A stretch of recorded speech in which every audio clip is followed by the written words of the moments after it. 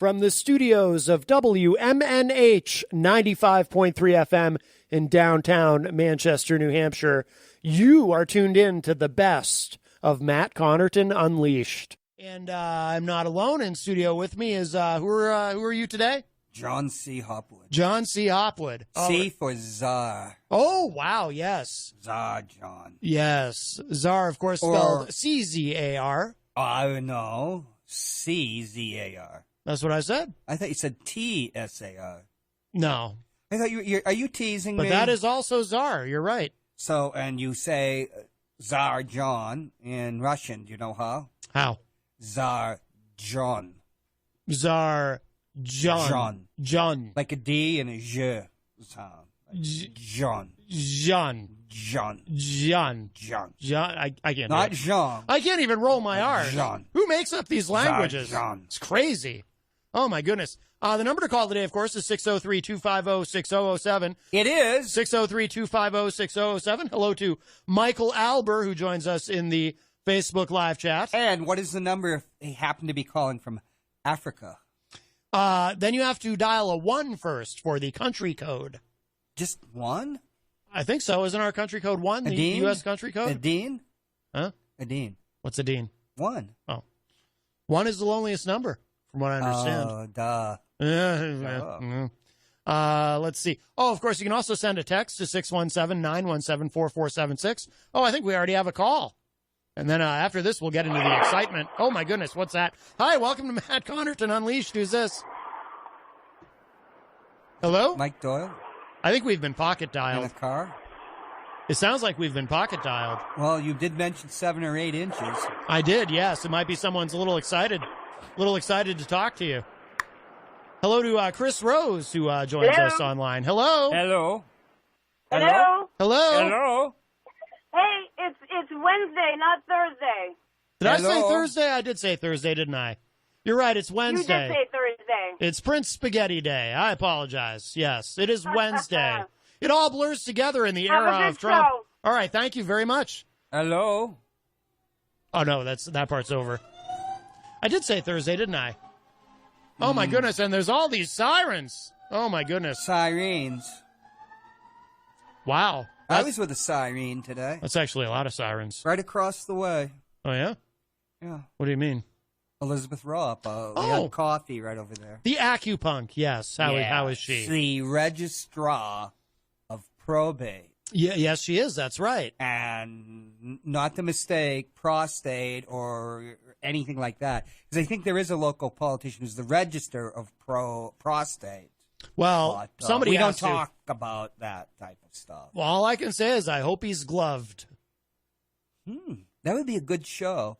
His name, Ungloved. Oh, right. Oh, Yeah. Like if I ever held that office, I could be, Matt Connarton ungloved. Would you check prostates ungloved? No. There has to be some ethics. No, in but during the show, because if I'm not checking prostates while I'm live on the air, then while I'm on the air, I'm ungloved. Oh, yes. Right. Duh. But when I would be off the air, I would wear gloves at all time. It would be my civic duty.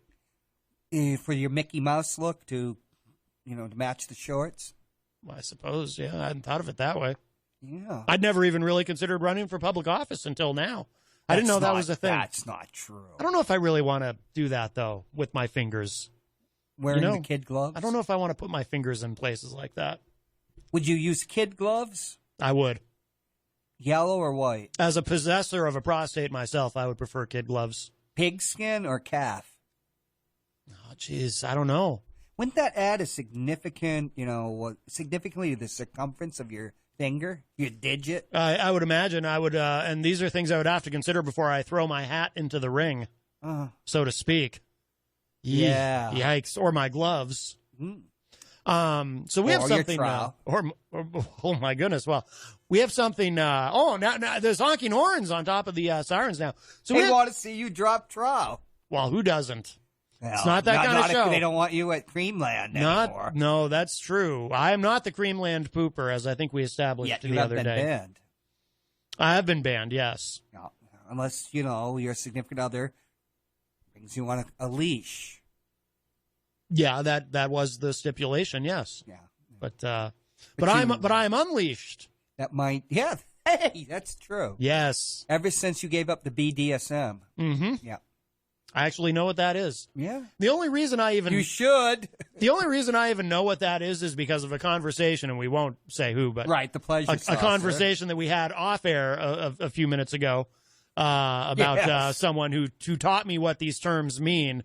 She taught the world, and attempted to, and was the first person to ever say to me that I was very vanilla, which I am. Plain vanilla, or because vanilla bean, just vanilla can be exciting. Just vanilla. I'm very vanilla. She didn't even say plain. No, she said vanilla. That was insulting. I didn't really care either way. I didn't, Well, technically, as a Yeti, you only can manage one position. That's actually true. That's a true stereotype. Oh, yeah. Of us, but us Yetis. But we have something very exciting for everyone. We are going to do a performance. You have it on your phone, correct? We are. We're going to perform. Yes. We're going to perform for all of you today, and we won't be taking any calls during the performance. This must not be interrupted. We will perform the transcript. It won't take very long. It's only 5 pages. Mr. Hopwood will be playing the part of Zelensky, the Ukrainian president and comedian. Have I been spelling his name wrong, or is his name spelled wrong on the transcript? No, it's too wise. Oh, there's 2 Y's. I've been spelling his name wrong. 2 Y's. Like I said earlier, who makes up these languages? That's crazy to me. 2 Y's. So it's like Zelensky. Zelensky. Yes. And so John will be playing the part of Zelensky. Zelensky. I cannot do accents worth a damn, so I will be playing the part of Trump. Now, you are all forewarned. My Trump impression is awful. However, for those of you watching on the Facebook, I will try to compensate for that by doing the Trump hand motions while I speak. You know, that kind of flipper thing that he does. I have been a stage director. Yes. So I once directed a stage performance. Yes. Where women were playing men, and I told them as they perambulated on the stage, these thespians. What does the word perambulate mean? Walked. Okay. So imagine there was something between their legs, or thighs, if you will. Sure. I won't say exactly what it was, because this isn't Matt Covington Uncut. Correct, at yes. 3 a.m. Right, yes. But I want you to imagine something similar, even though, you do know what it's like, even though the anatomy's slightly different, and you're a little higher than your normal, Homo sapiens. I am uncut, so I know what it's like to have everything, yes. I want you to imagine, like somewhere in your solar plexus, there's this heavy ball. It could be lead, or imagine it like a cannonball. Okay, got a Trump cannonball. is very martial. Okay. And just, now, imagine you have that in your solar plexus. Now it's going to sag down. You remember the story about the woman who saved herself from the roadside camel by biting it on the testicles? Oh. So it's sagging down towards your testicles. Right. This is the weight you have. Right. To play Trump. Right. Okay. Just imagine this sagging lead ball or cannonball somewhere, below your... I can imagine that. Okay. I think that'll help tremendously, hugely. All right. This is huge. Huge. It'll be huge. Michael Albert says, "Hi, drama. This should be a musical. Where is Robert Dion?" And who's Robert Dion? Is he? I don't know. I know there are 7 Dions. Or is it Dion? Robert Dion. Oh, Robert Dion from he hosts a show on WMNH. Under the Stage Door or something? No, that's not it, is it? Door. The Majestic Theater. We were walking around without a stitch on. Where did I get Under the Stage Door? You did you poop under the stage door? Oh, Robert Dion is in the Facebook live chat. Am I correct, Robert? Is this the same Robert Dion? I'm going to click his profile to see. Yeah, he hosts a bi-weekly show on here. If it's the same bi-weekly, if I have the correct gentleman. Oh no, that's not him. Is that him? I think that you're having some nerves now about performing. So let's go back to... I don't think I've ever met him. You have a ball. Okay, hanging, right. I have a It's ball. solar plexus. Yes. And it's hanging down. Yes, it's hanging down. It's tremendous. There you go. It's huge. I got a huge. There you go. I got a huge ball. It's hanging. It's tremendous. And it's hanging. It's and hanging down. swaying. It's swaying. You're always conscious of it. I'm very obese, even though the White House doctor says I'm not. Right. Okay. Let's go. Okay. I'm ready. Well, you have the first. I have the first line. Okay. This is the Ukrainian call from July 25th, 9:03 to 9:33 a.m. Eastern. Okay. Congratulations on a great victory. We all watched from the United States, and you did a terrific job. The way you came from behind, somebody who wasn't given much of a chance, and you ended up winning easily. It's a fantastic achievement. Congratulations. You are absolutely right, Mr. President. We did win big, and we worked hard for this. We worked a lot. But I would like to confess to you that I had an opportunity to learn from you. We used quite a few of your skills and knowledge, and were able to use it as an example for our elections. And yes, it is true that these were unique elections. We were in a unique situation that we were able to achieve a unique success. I am able to tell you the following. The first time you called me to congratulate me, then I won my presidential election. And the second time you are now calling me, then my party won the parliamentary election. I think I should run more often, so you can call me more often, and we can talk over the phone more often. That's a very good idea. I think your country is very happy about that. Well, yes, to tell you the truth, we are trying to work hard because we wanted to drain the swamp here in our country. Pet marches and all that, yeah. That was a thought balloon added by John Hopwood, by the way. That doesn't appear in the transcript. It was tremendous. We brought in many new people. Not the old politicians. Not like the Sleepy Joes. Uh-oh. I just hit the wrong button. We can add that the Sleepy Joe was not there either. Oh, right. But, this is what you call fake news, Yeah. right? Poetic lies. I can feel like Mike Doyle getting ready to get the knives out. Yes. We brought in many new people. Not the old politicians. Not the typical politicians. Because we want to have a new format and a new type of government. You are a great teacher for us, and in that.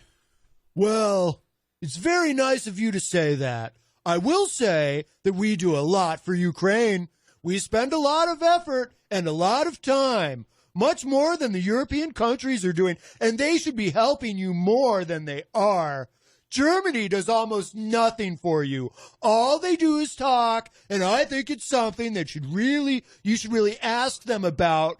When I was speaking to Angela Merkel, she talks Ukraine, but she doesn't do anything. A lot of the European countries are the same way, so I think it's something you want to look at. But the United States has been very, very good to Ukraine. I wouldn't say that it's reciprocal necessarily, because things are happening that are not good. Not good. But the United States has been very, very good to Ukraine. Yes, you are absolutely right. Not only 100%, but actually 1,000%. And I can tell you the following. I did talk to Angela Merkel, and I did meet with her.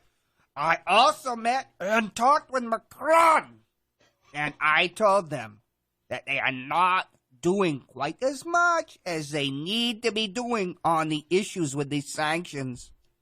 They are not enforcing the sanctions. they are not working as much as they should work for Ukraine. It turns out that even though, logically, the European Union should be our biggest partner, but technically, the United States is much bigger partner than the European Union. And I'm very grateful to you for that, because the United States is doing quite a lot for Ukraine, much more than European Union, especially when we are talking about sanctions against the Russian Federation. I would also like to thank you for your great support in the area of defense. We are ready to continue to cooperate for the next steps. Specifically, we are almost ready to buy more javelins from the United States for defense purposes. I would like you to do us a favor, though, because our country has been through a lot, and Ukraine knows a lot about it. I would like you to find out what happened with this whole situation with Ukraine. They say crowd strike. I guess you have one of your wealthy people, the server. They say Ukraine has it. There are a lot of things that went on, the whole situation. I think you're surrounding yourself with some of the same people. I would like to have the Attorney General call you or your people, and I would like you to get to the bottom of it. As you saw yesterday, that whole nonsense ended with a very poor performance by a man named Robert Mueller, an incompetent performance, but they say a lot of it started with Ukraine. Whatever you can do, it's a very important that you do it if that's possible. Yes, it is very important for me, and everything that you just mentioned earlier. For me as a president, it is very important, and we are open for any future cooperation. We are ready to open a new page on cooperation in relations between the United States and Ukraine. For that purpose, I just recalled our ambassador from United States, and he will be replaced by a very competent and very experienced ambassador who will work hard on making sure that our two nations are getting closer. I would also like and hope to see him having your trust and your confidence and have personal relations with you. With you. So we can cooperate even more so. I will personally tell you that one of my assistants spoke with Mr. Giuliani just recently, and we are hoping very much that Mr. Giuliani will be able to travel to Ukraine, and we will meet once he comes to Ukraine.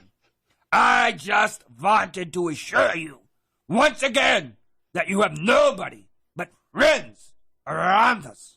I will make sure that I surround myself with the best and most experienced people.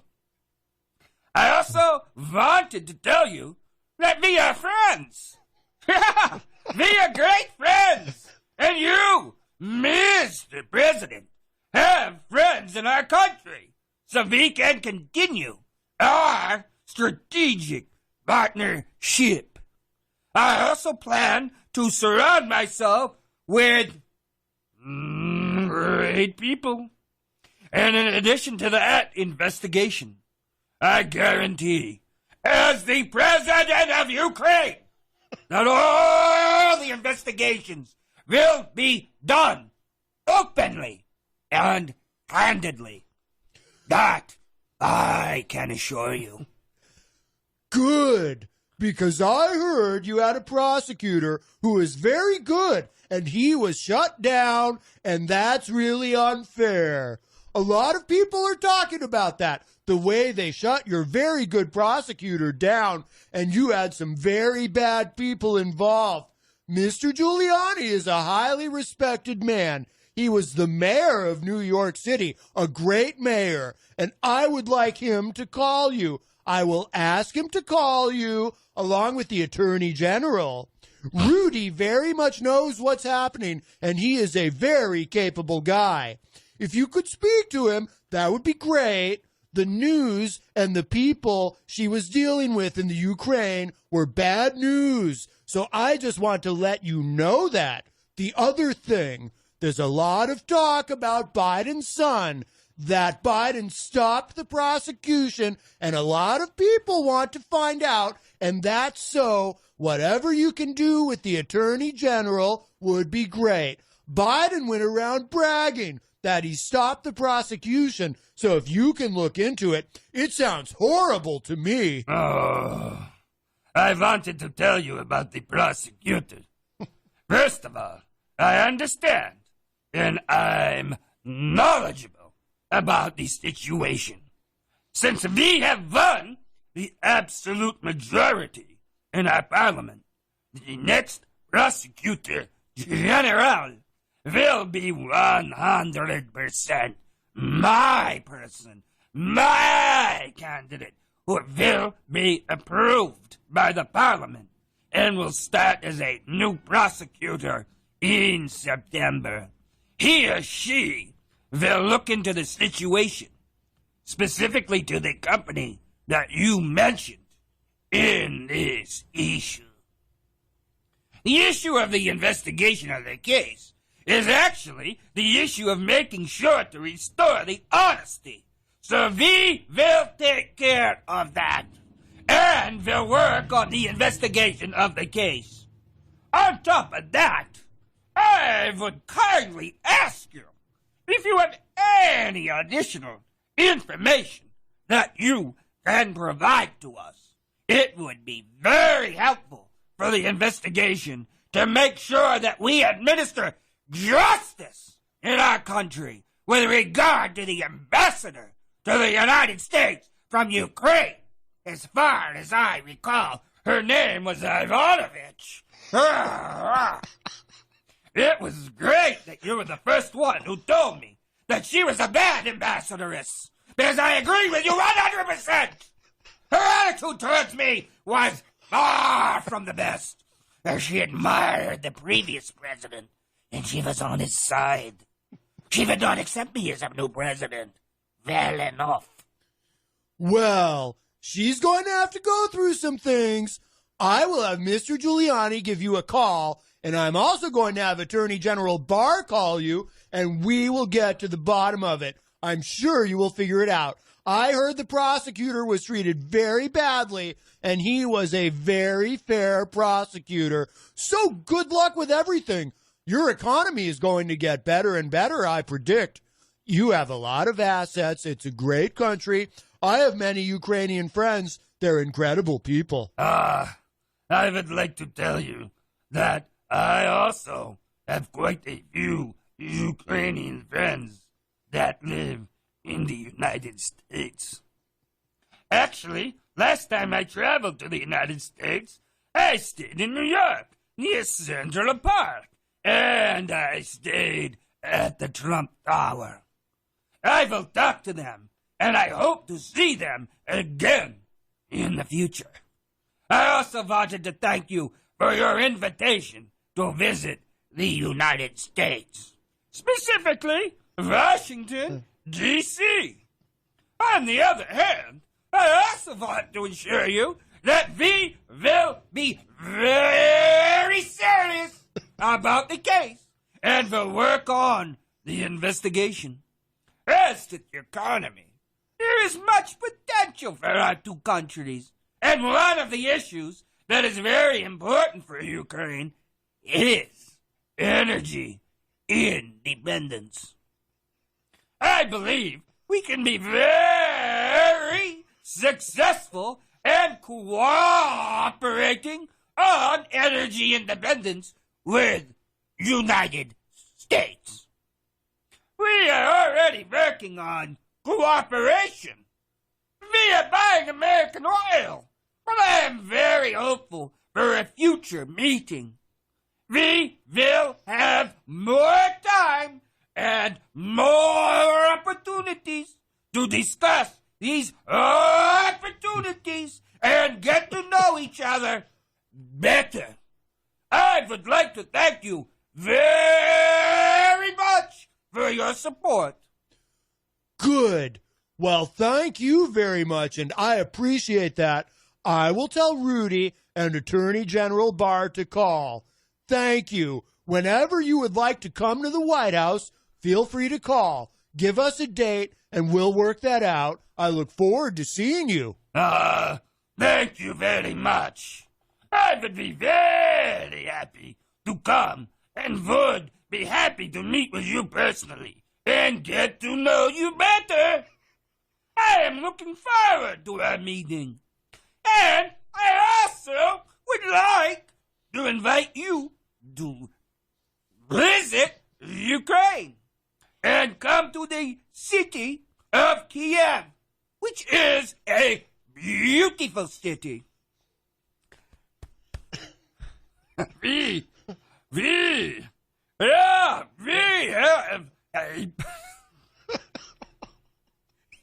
a beautiful country which would welcome you.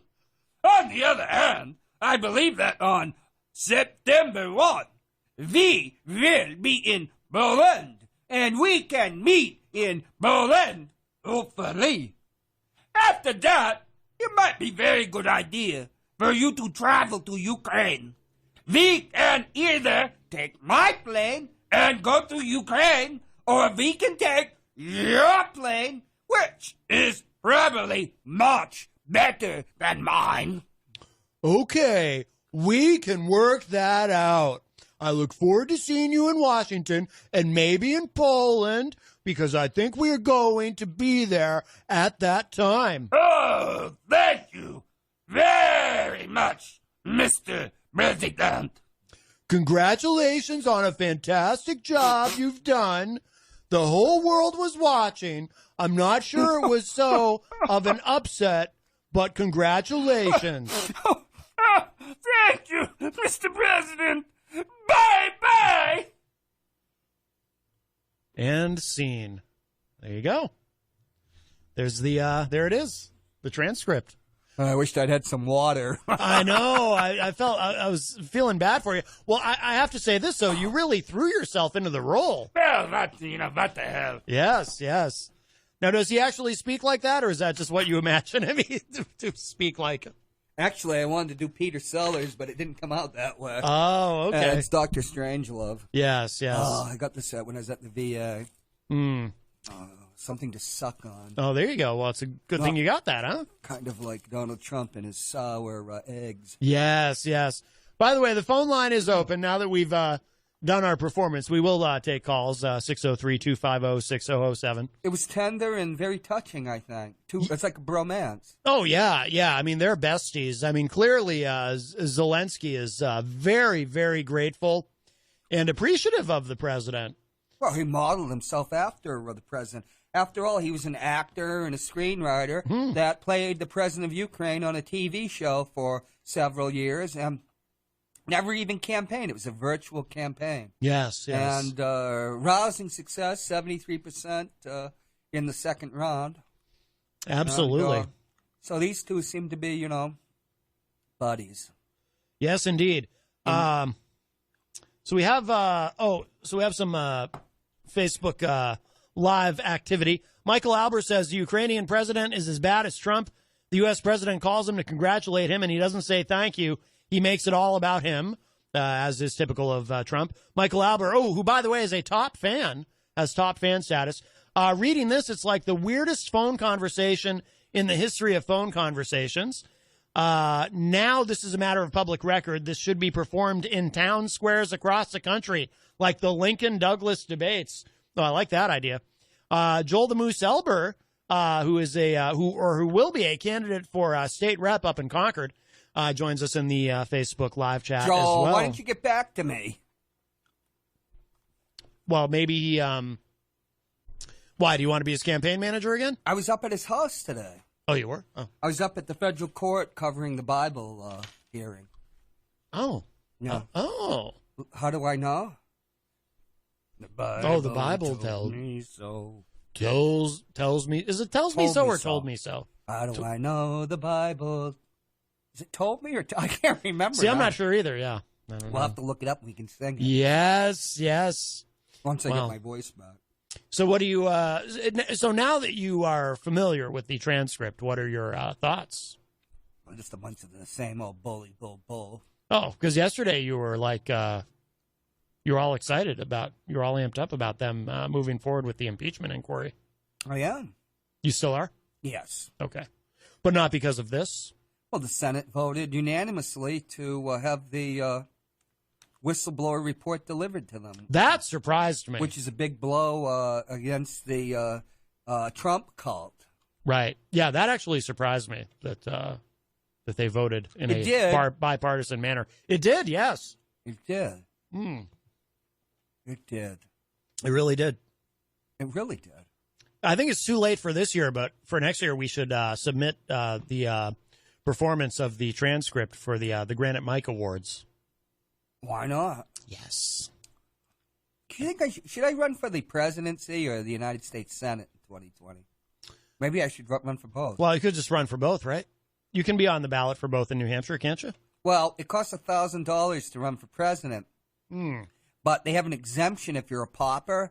But Bill Gardner and the Secretary of State's office won't tell me what that exemption is. Because I guess if it became widely known, there could be there's more candidates than ran for the governor of California during the great recall of 2003 or whatever. Oh, Gray Davis, when they recalled Gray Davis, I remember that. And elected Arnold Schwarzenegger. Yes.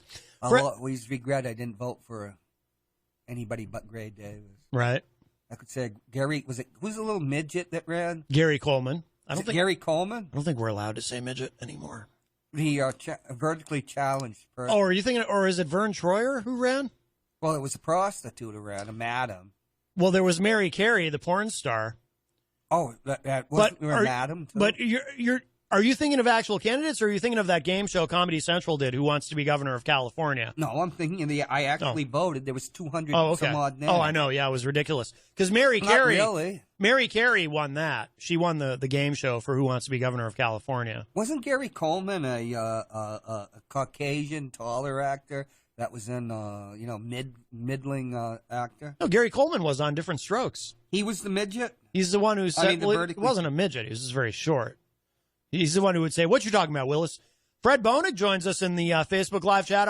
I just see Fred's name now. I fear that he might have missed our award-winning, I'll just say it in advance, our award-winning performance of the transcript. Do you think that he'll be able to see it in any other venue? Of course. And what would that venue be? Oh, you mean our performance? Aye. Well, it's on Facebook. It'll be on YouTube. And, of course, it will be available at WMNHradio.org. But I think it's important that people not only listen to it, but view it because, it's important that they see because my impression of Trump is terrible. So I try to make up for it with the hand motions. And, of course, you really threw yourself into the role of Zelensky. So I think people need to see your face as you're speaking the dialogue. Because you were turning red and everything. I mean, it was remarkable. Gary Coleman was a dwarf. He was, technically? A dwarf is having an adult height under 147 centimeters, 4'10". I didn't think he was technically a dwarf. Gary Coleman was a dwarf. Are we supposed to say that anymore? Aren't we supposed to say dwarf in American or something? Yeah. I feel like we're not supposed to say dwarf. Well, a midget is somebody that's tiny but perfectly formed. Dwarves have problems. So now this says a midget is any adult height, 4'10". So I guess technically it was a midget.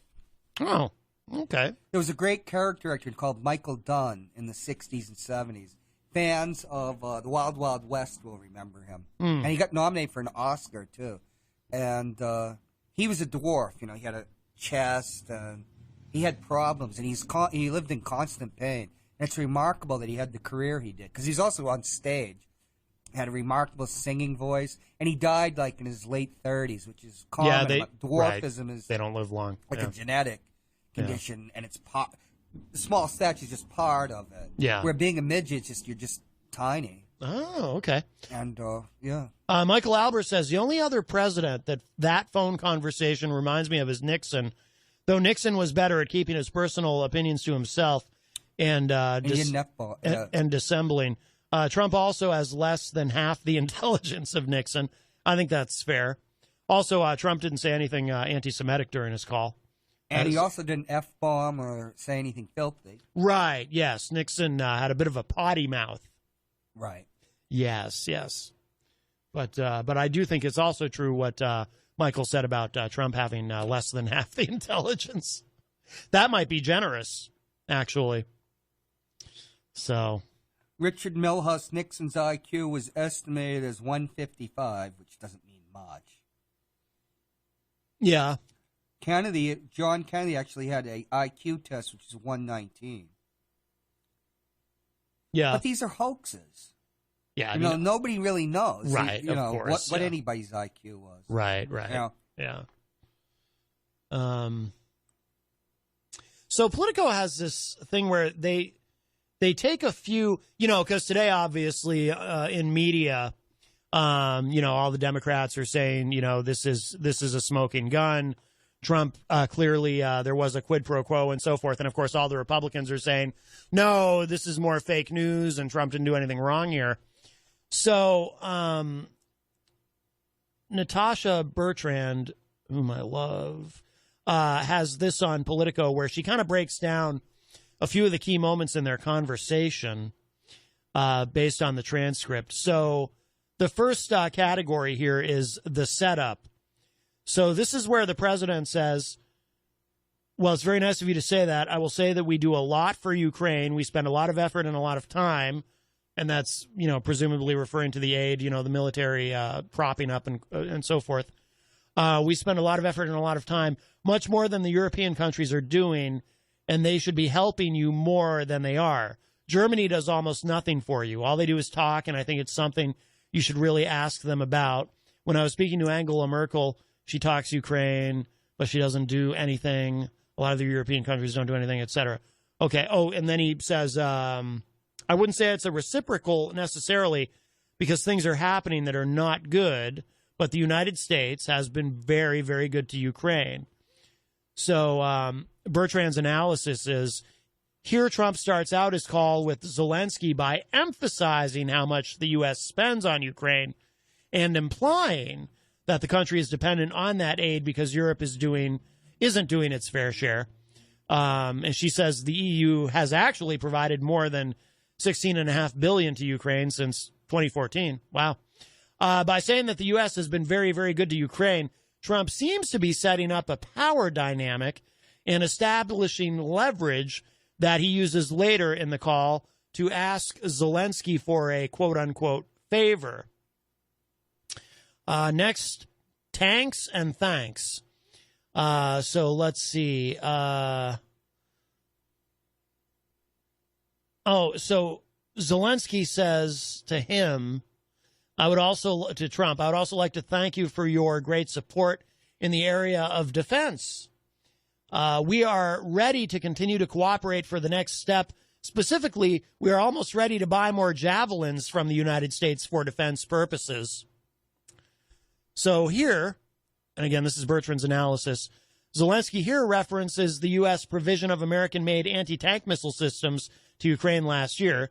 Ukraine had lobbied hard to Western officials for more weapons and non-lethal aid to combat Russian aggression in eastern Ukraine, and the weapons were finally delivered in April 2018. Zelensky says Ukraine is ready to buy more javelins and was not aware at this point that Trump had ordered $250 million worth of military assistance aid to be withheld from Ukraine just days before his call.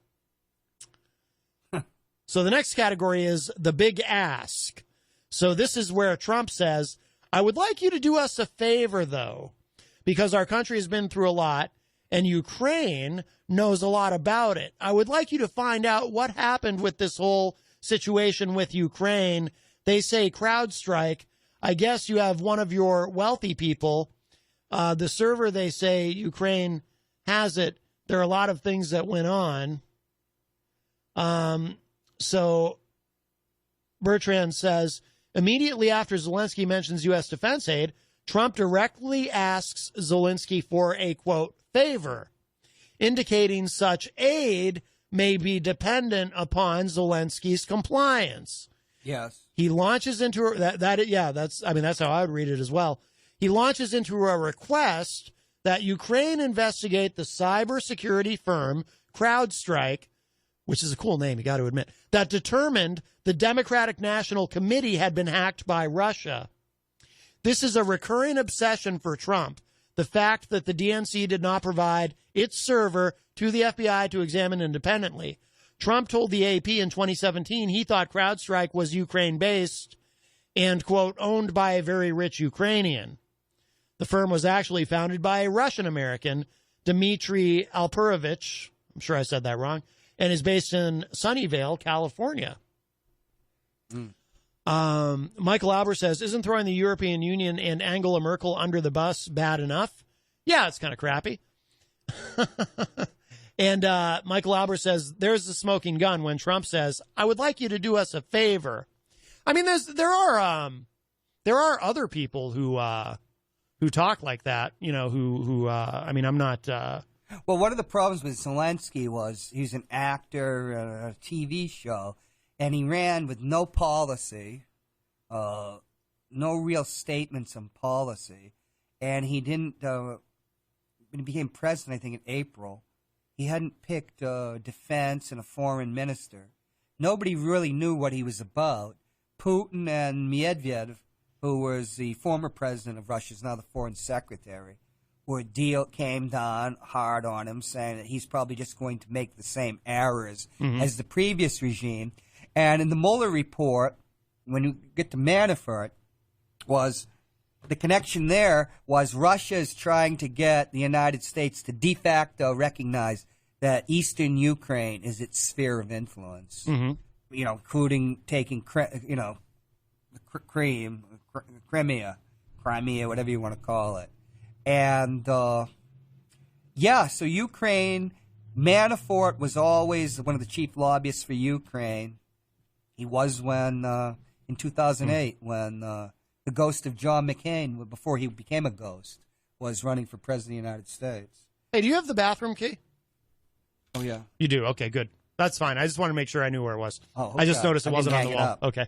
No, that's fine. Michael Albert said in the Facebook live chat, this is from Vito Corleone, of course, from The Godfather, where he said, good, someday, and that day may never come, I'll call upon you to do a service for me. But until that day, accept this justice as a gift on my daughter's wedding day.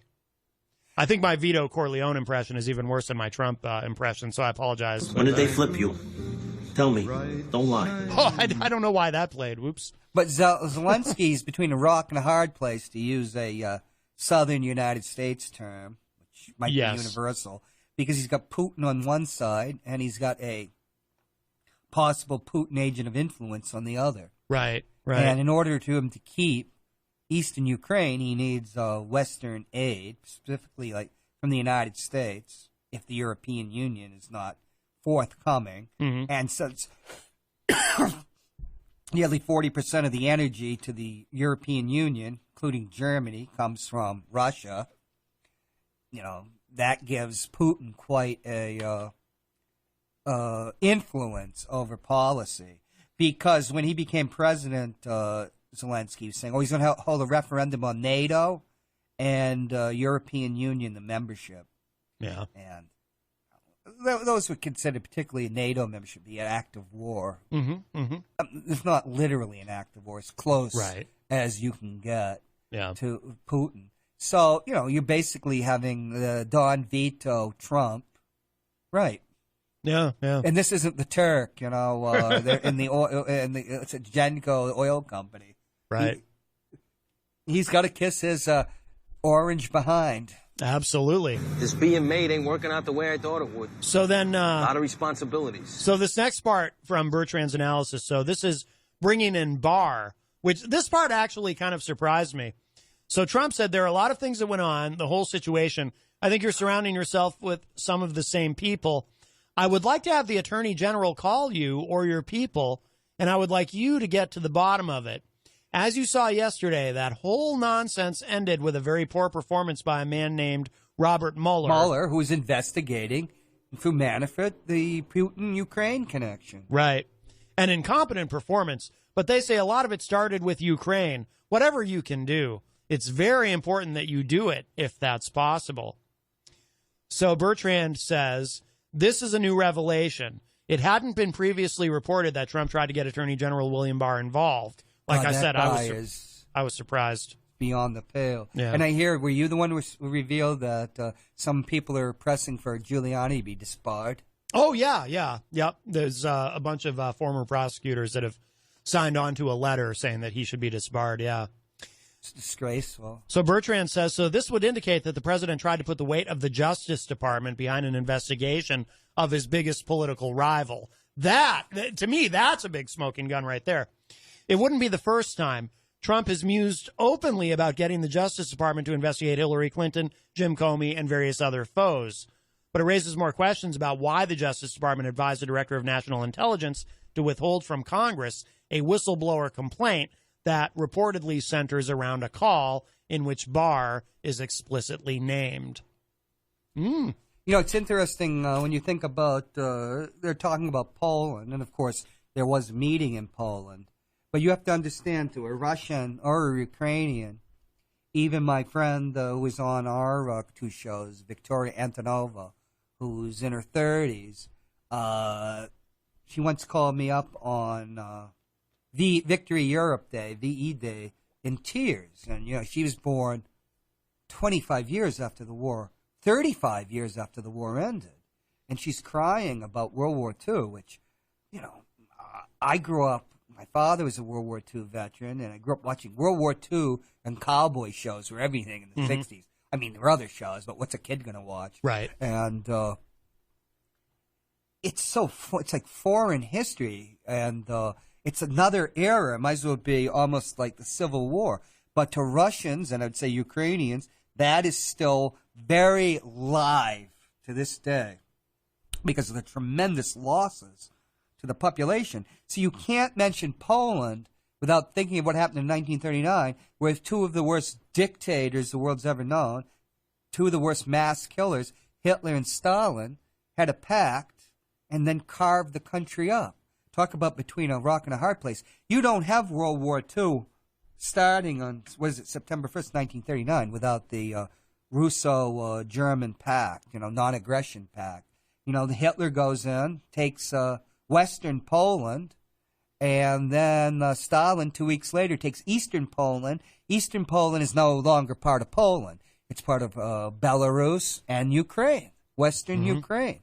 I mean, those were parts of Poland. Right. So when you're talking about Poland, there is the hard, concrete thing. There's a meeting in Poland.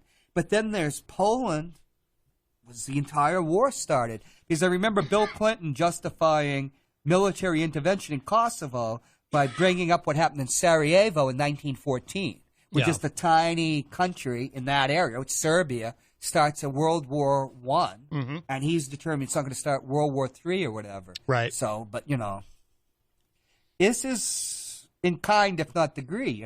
Here's a guy stuck like the 1939 Polish government. Right. With, no guarantee, trying to get guarantees from somebody against Hitler. They know Hitler, but, yeah. So you mentioned Rudy a moment ago. So the next part of this in Bertrand's analysis is introducing Rudy. So Trump says, I will personally tell you that one of my assistants spoke with Mr. Giuliani just recently, and we are hoping very much that Mr. Giuliani will be able to travel to Ukraine, and we will meet.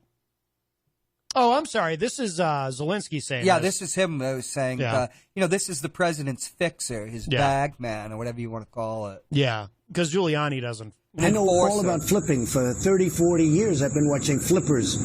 It almost ought to be outlawed. Oh, I don't know why that played. Oops. So Zelensky says, I just wanted to assure you once again that you have nobody but friends around me. I will make sure. So here Zelensky acknowledges what has been reported, that Trump's personal lawyer met with a Zelensky aide recently.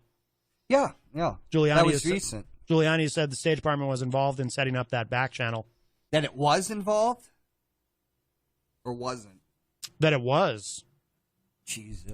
And Zelensky stopped short of promising a Biden investigation, but clearly wants to stand on Trump's good side because the U.S. is one of the most important allies in the fight against Russian aggression.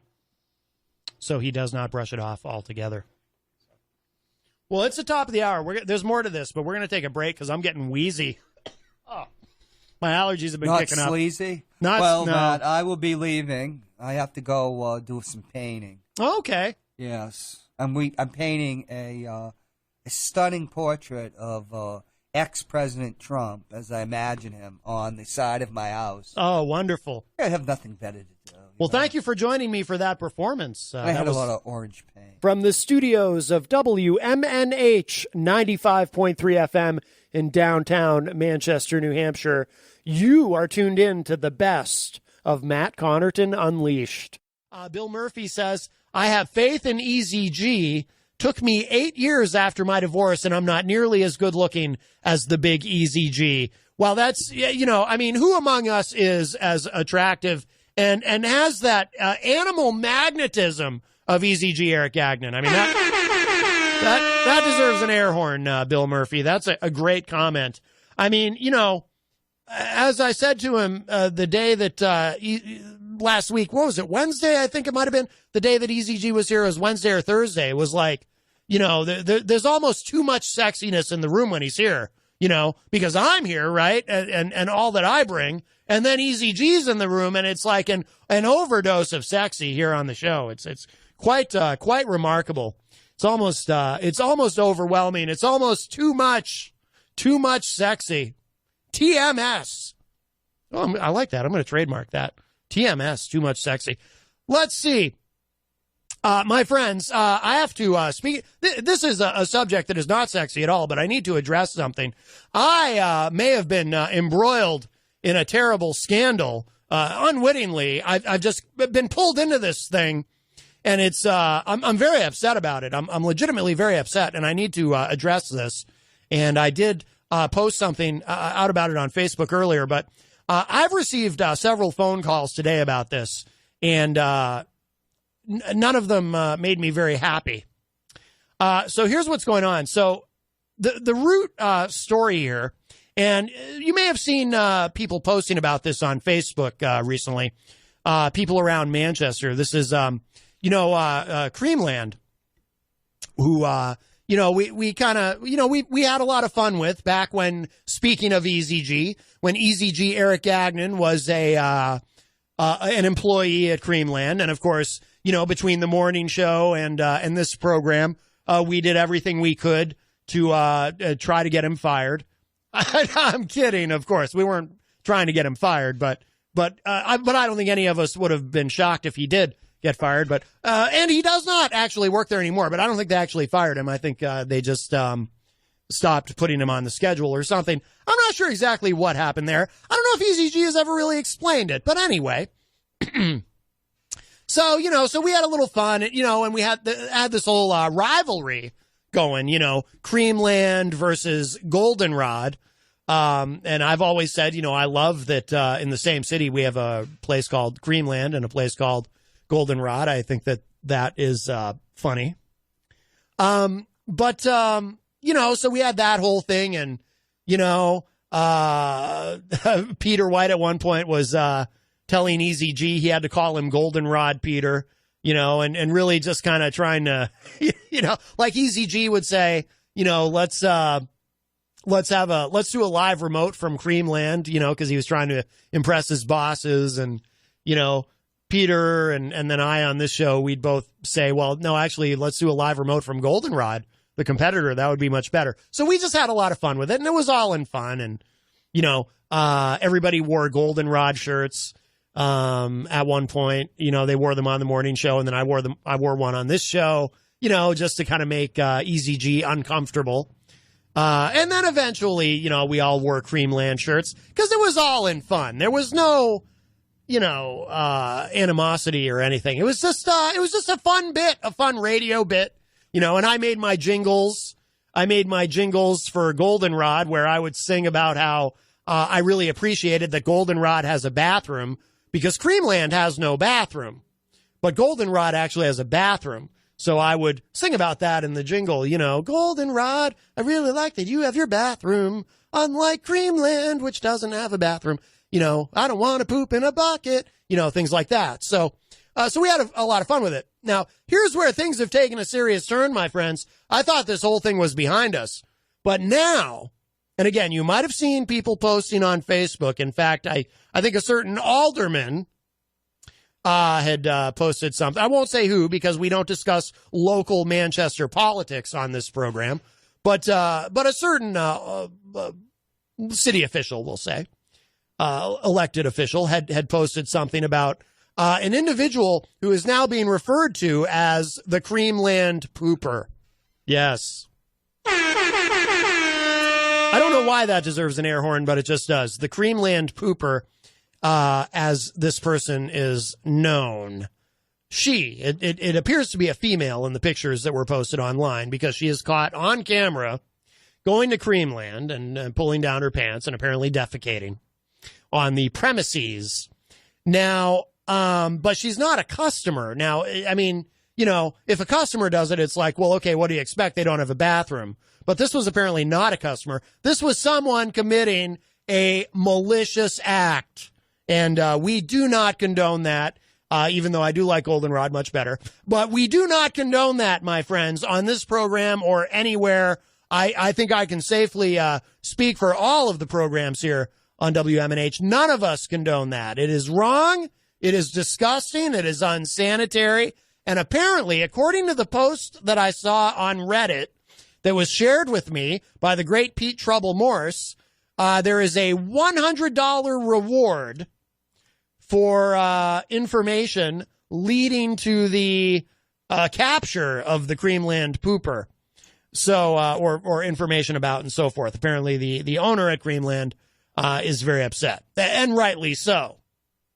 So, I was going to share the link to the Reddit post about the Creamland Pooper. I was going to share it to the Matt Connarton Unleashed Facebook page, but I did not, only because one of the pictures of the Creamland Pooper, you see the bare backside of the woman who is photographed, and I thought I don't want to get banned on Facebook for that picture. They might you just never know with Facebook. They might deem that as unacceptable or whatever. So I decided not to share it out. Now, if anyone needs that or would like to see it, please private message me and I will send you the link. Just private message me on Facebook and I will send you the link. So, and thank you again to Pete Trouble Morse for sending that. So, I saw this and I was aghast. I can't believe someone would do that. Now this is where the whole thing gets pretty crazy. So, I just got an update. I just got a very interesting, Joe, please, if you can tell me anything more. Oh. Okay. Well, I feel vindicated. If this is, oh. Well, good. All right, Joe, thank you for sending me that. I'm going to share that with everyone in a minute. I got to tell them about what happened to me today, but this is a wonderful ending to the story, to this whole saga, because I feel totally vindicated, my friends, and I'll tell you why in a minute. We'll get to that. Thank you, Joe. Here's what happened today to me. I guess, I don't know if it's because we did all that stuff and I recorded those jingles and whatnot, but I got harassed today. I received a phone call from a number that I did not recognize.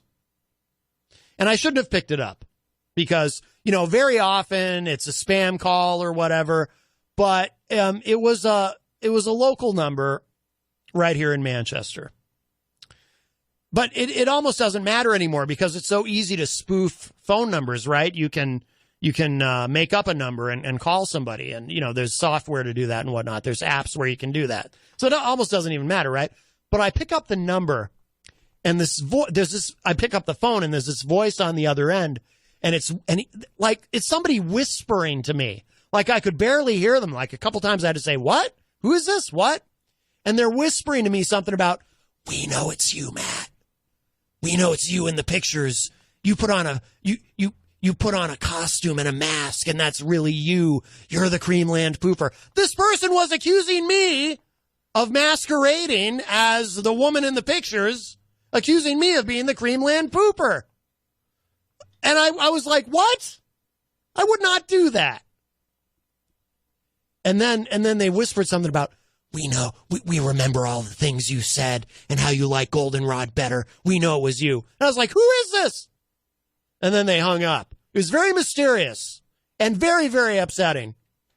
I was verklempt, as I think Jenny told me, even though I'm not Jewish, it's okay to use that term. I was very upset by this. I was shaken. I was like, why is someone accusing me? I mean, that's clearly not me in the pictures. And then I received a series of phone messages. Listen, I'm going to play these for you, because what I did is, when I got here to the station today, I plugged in my cell phone to the board here, and I recorded the calls that I got.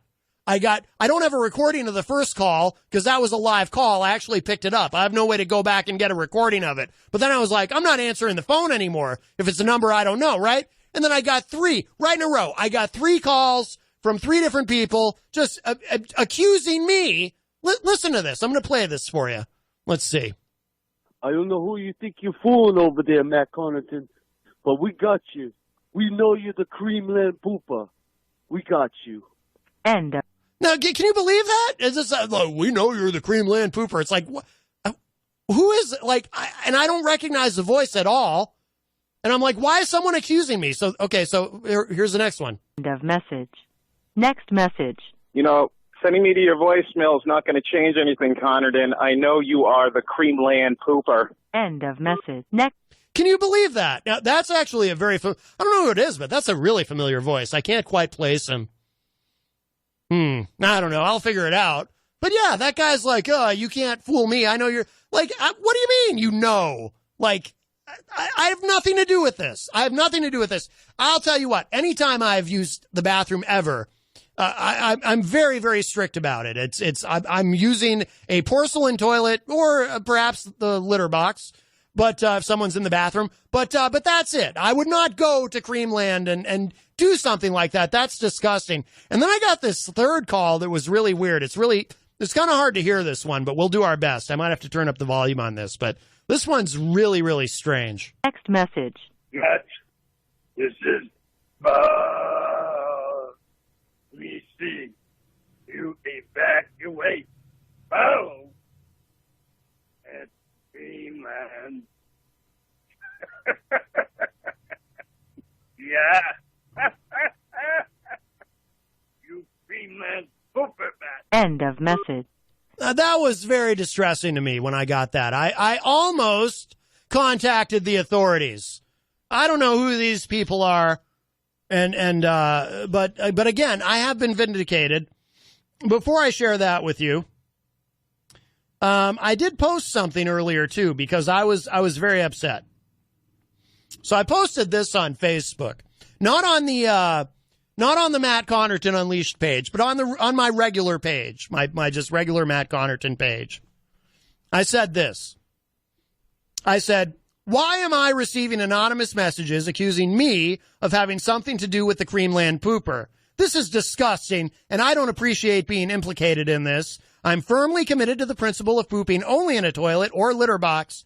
That anyone would suggest otherwise about me is slander, and I won't stand for it. I'll address this further later today. These voicemails I'm receiving have me so upset that I might need Metamucil. I was very, very worked up. You know, I don't take these kinds of accusations lightly. Hello to Steve Pascucci, who joins us in the Facebook live chat. And then, so what do I get for this? Christopher Pinn writes, you know you're the one doing it. Just come clean with a moist towelette and admit it. It's probably one of the people who called me and left me a voicemail. Yeah, thanks. Thanks, Christopher Pinn. You're a real pal. Lendy Len Kreblitz, I just know him as Lendy Len, said, oh, blank, can't believe some people, the nerve. He didn't say he didn't think it was me. Rocky Huber said, to say Matt Connarton is involved would be a pile of, how can I put this crap, LOL. So thank you, Rocky Huber. Thank you for believing in me. I appreciate that very much. I wish everyone did. And I said that too. I said, thank you. At least someone believes in me. Besides, even if I were to poop at Creamland, I would at least have the decency to do so in a bucket. And Rocky said, if we think back to the last show Easy G was at, he was acting real coy and laughing for no reason at the time. We blamed all those pills he was popping. I now believe it is because he had something to do with this conspiracy. Randall Kelly then said, no. Oh, well, he said no. I think he meant now. This was Randall Kelly's response. Speaking of people who clearly are not on my side in this whole thing, when I've been falsely accused, Randall Kelly said, now you get how the president feels. False accusations are not appealing. And I said, even Trump has not suffered this level of public humiliation. And Randy said, you're joking, right? And I said, of course not. I don't seem to recall CNN or MSNBC ever reporting that Trump had been pooping at Creamland. Maybe Eric Trump, but never the president. Because if anyone in the Trump family seems like it'd be Eric, right? Then Randy said, Matt Connarton, you're the drama queen who needed to bring supposed anonymous messages to public opinion.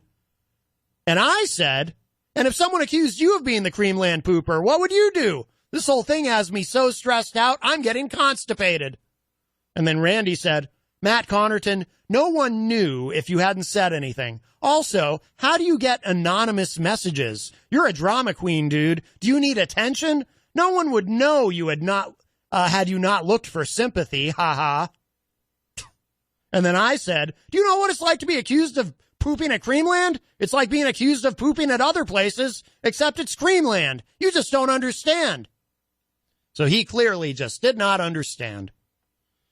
Oh, boy. Anyway. So that's what happened. Now, I'm happy to say that this nightmare is already over. Thank goodness. I have been vindicated. Because Joe just sent me, this is, he forwarded this from the Facebook page of the alderman that I was referring to earlier, whose name I did not mention. Creamland crapper has been caught because of a tip from this site. Manchester Creamland will not have her arrested, but she had been trespassed, so she can't crap in that spot again. Cost me $100, but worth it. Have a nice night. Well, there you go. There you go. Now, before anyone, thinks that maybe there's something more to it, maybe there's a conspiracy, maybe I'm involved or whatever, I think we can put this to bed. I think we can flush this. Okay? So the Creamland, what do you call it? The Creamland crapper, the Creamland pooper, has been caught, and I had nothing to do with it. And I will thank you all to never bring it up again. And one more air horn for that. There you go. You don't know what I've been through today. Hi, welcome to Matt Connarton Unleashed. Who's this? Easy G.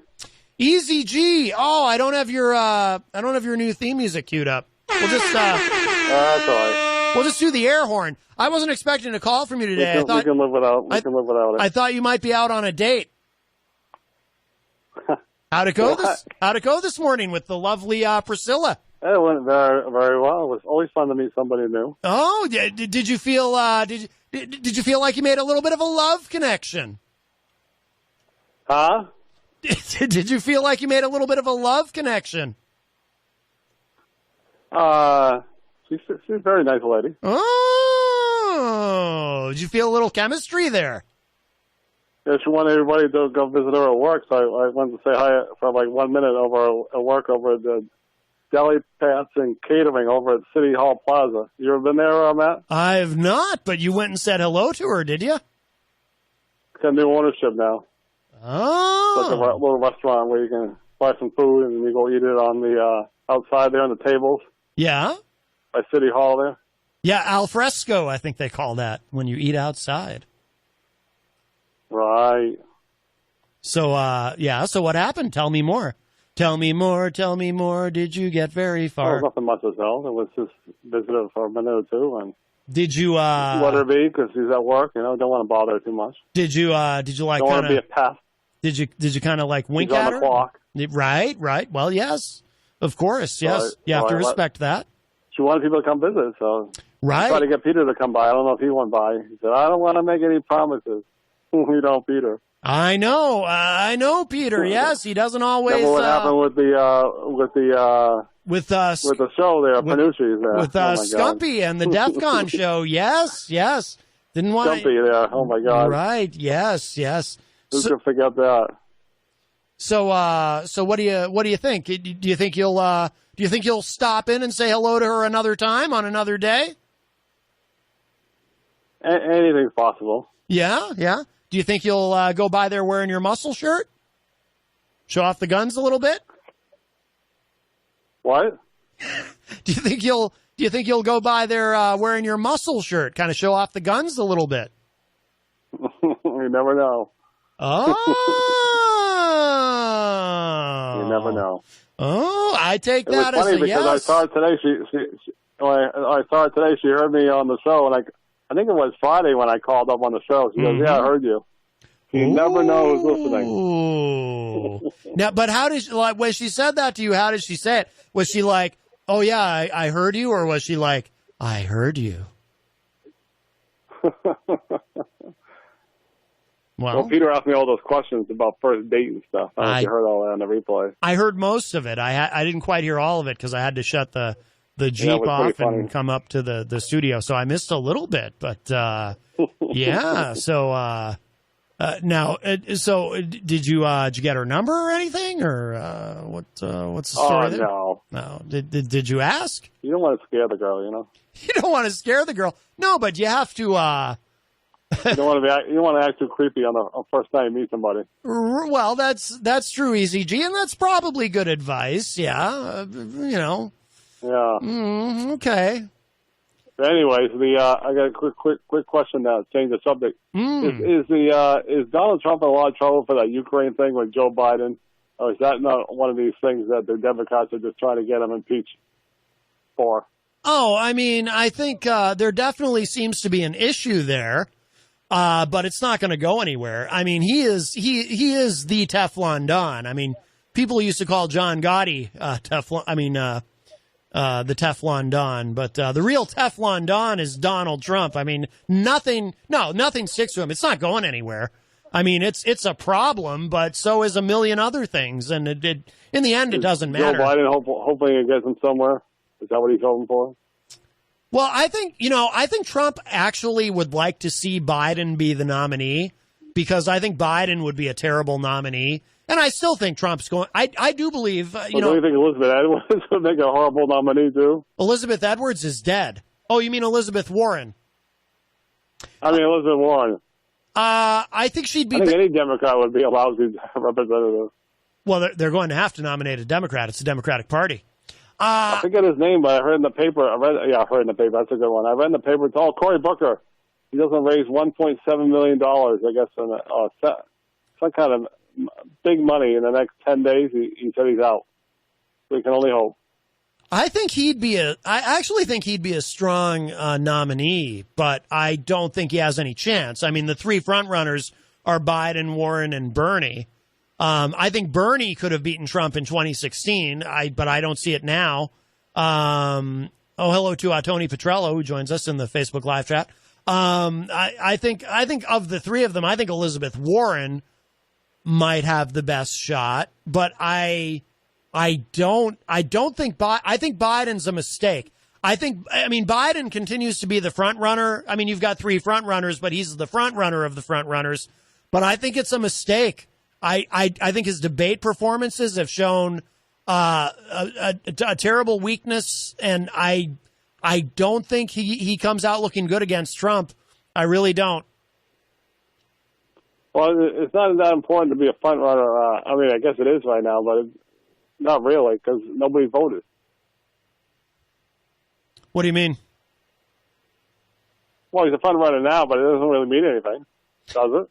Well, not until the primary, New Hampshire primary, first in the nation, first in the nation, baby. I wasn't calling you, baby. I was suppose they'll drag that on to delay the date announcing until the last second, so somebody doesn't want to jump on, try to get ahead of us. I know they always probably wait till after January 1st to announce it. Well, that seems to be the game they play every 4 years. Well, yeah, I mean, because other states, they keep moving up their primaries, like California, right. I know, is always moving up. Because the earlier you are in the process, the more your state matters. So what's that guy who's been doing it for a long time, the guy that announces the date? I think it's Bill Gardner, the Secretary I think it's going to be his last time, I think. Why do you say that, EZG? Well, I don't know, because I heard somewhere that I think it's the 100th. I think it's a 100th anniversary or something. We had the first in the nation or something. Some crazy number like that, and I'm not quite sure the number, but I think he almost got voted out last time. Well, Bill Gardner's been there for a very, very long time. But they were saying that if he gets voted out, we might lose the first in the nation. I don't know. I hope not. You know, not everyone. Saying we don't deserve the first in the nation because we're all a bunch of white guys, and girls, and I think we deserve it. Damn it! Part of the nation, some of the other states are more properly. I don't know. These are crazy people that say these things. But it's not me, but right. They're saying white people shouldn't deserve the first in the nation. I'm sure you've heard that out there. I actually have not, but like John Hopwood, he complains about the first in the nation primary. He doesn't think that we should be first because, after all, he blames Trump's ascension. Really? He blames the ascension of Trump on the New Hampshire primary, to which I say it wouldn't have mattered. It wouldn't have mattered what state went first. Trump would have won. If you looked at the polling numbers in 2016, he was well into double digits where everyone else was in single digits. I mean, he was at like 30%, and people like Jeb Bush were at, 5 if they were lucky. So I think regardless of who was first, Trump would have won. I don't think that was something unique to New Hampshire, but I love our first in the nation status. It's like once every 4 years, New Hampshire actually matters to the rest of the country, And I think that's great. And it's great for the local economy. It's great for local media. It's wonderful. I love being first in the nation. Oh, yeah. It's definitely good for New Hampshire. There's no doubt about it. Absolutely. It's great for Dixville. I think we're Notch. definitely going to be first in the nation, but I don't know we the next time. Who knows? I think he's not in charge. He's been holding it for us for all these years. He's been doing it for a long time. He has been steadfast in defending that, yes. I think we'll always be first because, other states can always move. I think if he was to get not be with us anymore, if he was to pass away or something crazy like that, and because he is an older fella, or he lose his seat, we might lose the position. Well, I hope not. Other states might not be that important to the next person. I think it would be. Other states can always move their primaries up too, but then when other states make theirs earlier and earlier, we just make ours earlier and earlier. So you can't beat the Granite State that way. I believe we will always be first, and I think we've earned it. And we're not as white a state as we used to be, so even that's not a valid complaint. I mean, we're much more diverse than we were, when I was growing up, EZG.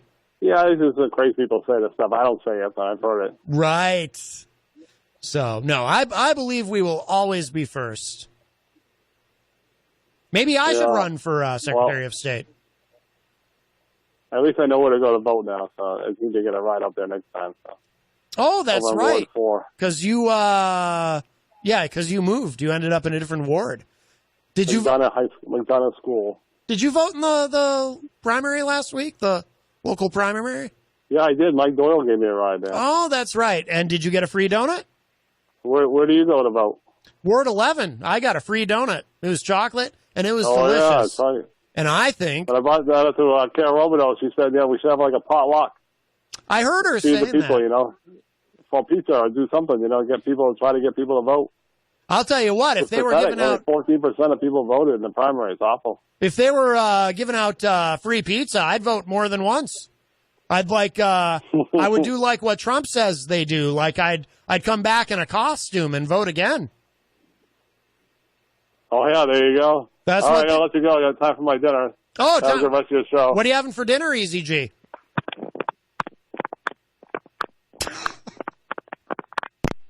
For some reason, did you hear that sound? For some reason, whenever Easy G calls, and I really did want to know what he's having for dinner, but since he wouldn't tell us, we'll have to speculate on it. So I think he was probably having a frozen burrito from Walmart and some cottage cheese, which is disgusting. Shame on you for eating that, Easy G. I don't know how anyone eats cottage cheese. I think it's just some of the nastiest food. I won't eat anything with curds in it. But, we have another call. Let's see. Perhaps this is Easy G calling back to answer our question. Hi, welcome to Matt Connarton Unleashed. Who's this? Hey, that's Easy G again. I apologize. I have trouble with my phone. For some reason, the button that I hang up with is getting worn out, like 4 years old. It makes a very strange sound. I press the button, it doesn't want to hang up, so I apologize. Sometimes that's all right. It makes that loud noise. What are you having for dinner, Easy G? Nothing too exciting. Some rice and some carrots and green beans and maybe some Cheerios. Cheerios? No cottage cheese, correct? Yeah. I was wrong about that. Nothing too exciting. I was predicting cottage cheese. So that's what I'm having. Okay. So I shall have it. Have a good evening. All Hopefully right. the phone will work this time. All right. Thank you, Easy G. Bye-bye.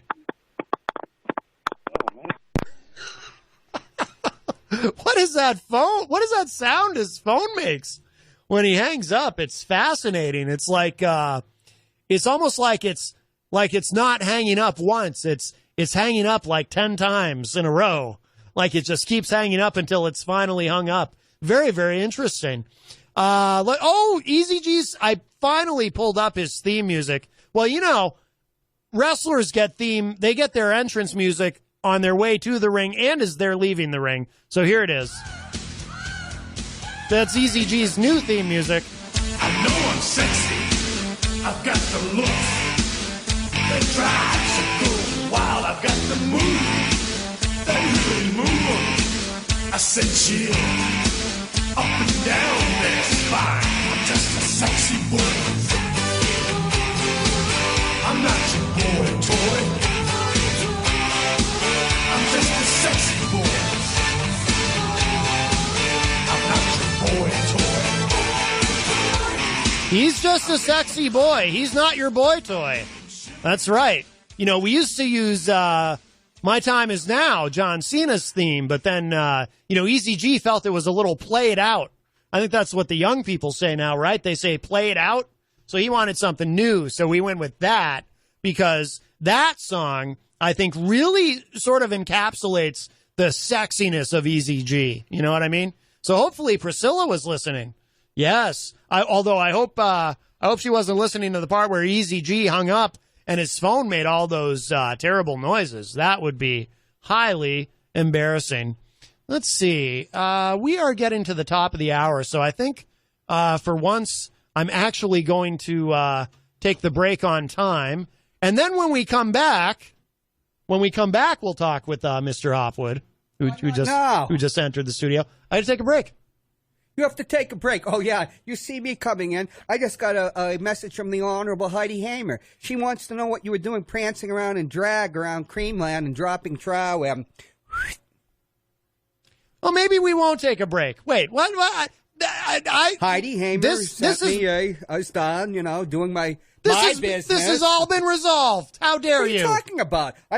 What were you in drag the other night? And this is you highly had to improvise for a toilet. This is completely inappropriate. Didn't they have a kitty box around? I have nothing to do with any of this. Hey, I heard it was her son lives up near the bowling alley. What does that have to do with anything? Well, that's where. How dare you, sir? Goldenrod is. You have come in here and besmirched me and my reputation. I hear you besmirched the parking lot. Was it the bowling alley or Goldenrod? Well, neither.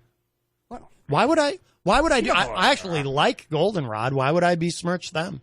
Maybe you got a bad clam. Maybe you just couldn't reach the head. You are getting, that's toilet, marine talk and Navy talk for toilet. Maybe you had your bowels were in motion and you just couldn't get to the crapper. I don't know.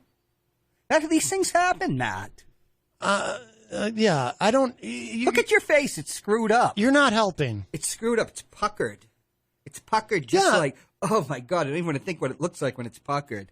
Obviously, there's guilt feelings here. No, it's feelings of, I've had to deal with this all day. People accusing me. You mean it's just not the Honorable Heidi Amer that's accusing you of being some mad, well, I guess we had a mad, I'm going to use a euphemism for it. What would be the word? Defecator. When I was in basic training. Somebody who would take our clothes out of the dryer and defecate on them. And, they called him the mad, well, they didn't use the word defecator. It was more Anglo-Saxon-y. And, hey, look, okay, so James. You aren't one of these mad defecators, are you? No, I am not. No. And James Gahar, and I apologize, James, if I mispronounce that, he just posted. Isn't it Gahar? I don't know. It's an Armenian name, isn't it? Is it? I don't know. But he just posted on the Facebook. He said, "I know the Creamland pooper, and you, sir, are no Creamland pooper." What does Thank you, Creamland James. have to do with it? That's where the pooping took place.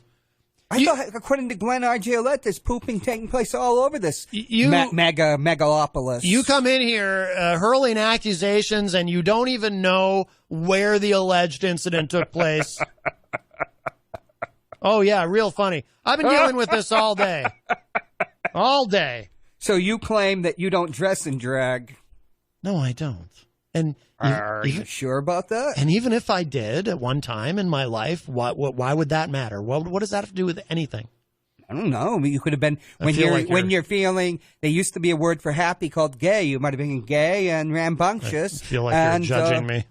When you're wearing a skirt, you don't have to unbutton those Mickey Mouse trousers of yours. That's this is all very hurtful. Look, it's been resolved. The Creamland pooper has been caught. Hey, I've seen nothing you to do with her. I've seen you at the scratching post, buddy. Well, I wasn't, but you didn't see me at Creamland. What does Creamland have to do with anything? That's where the pooping pooping up at the is. bowling alley. No. You're getting lobbing some balls, and then maybe you had a few beers, some French fries. Things got a little queasy.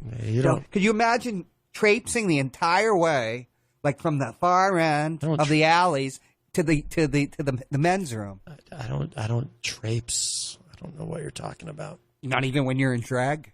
I don't dress in drag. Not even for Halloween? No, I don't. You've never dressed in drag for Halloween? I have not. In the 726 years you've been around? I have not. You're telling me that when they were after the Yetis at those various times, dating back to the Dark Ages, you never felt like dressing in some human grandmother's nightie? You terribly misunderstand. Like in Little Red Riding Hood? You don't. You know nothing of my species. I know that you used to dress at Abercrombie and Fitch, but didn't they go out of business? Yes, they did. They did. Yeah. They did. Yes.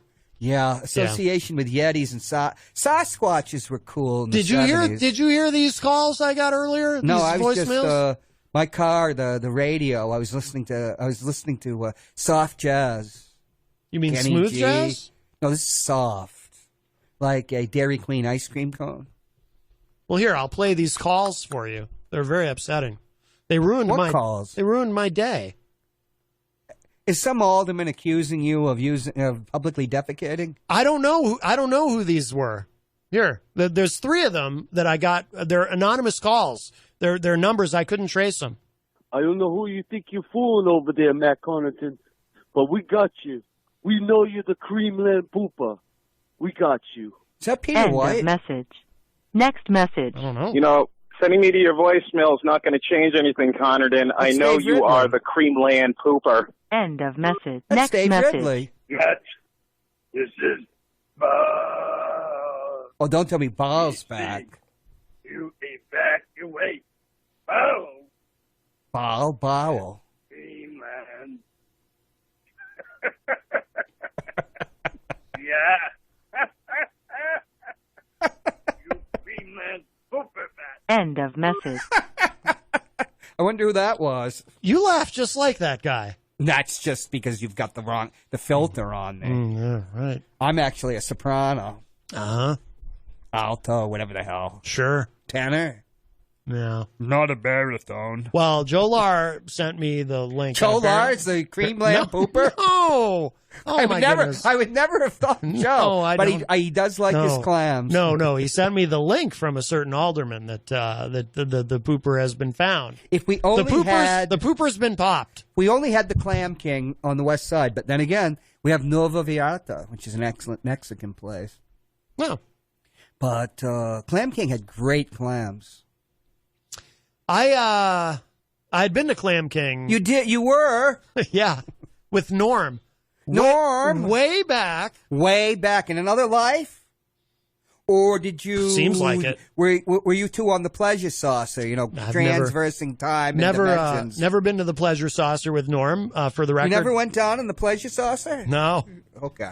But, did you ever get up on the pleasure saucer?